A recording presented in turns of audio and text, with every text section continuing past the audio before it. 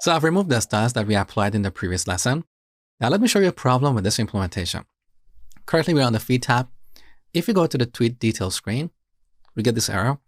The action navigate with this payload was not handled by any navigator. Here's the reason.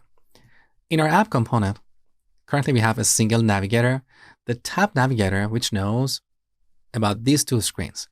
So our app doesn't know about the tweet details screen. That is why we got that error. But this is really easy to fix using a technique called nesting navigators. So in our tab navigator, this screen is associated with the tweets component. We can replace this component with the stack navigator that we created earlier. So stack navigator. Now back to our app. We're on the first tab. We can look at the details for this tweet. Beautiful. We can go to the account tab. Now this tab can also have its own stack navigator. And quite often that is the case in most real apps because each tab should maintain its navigation state.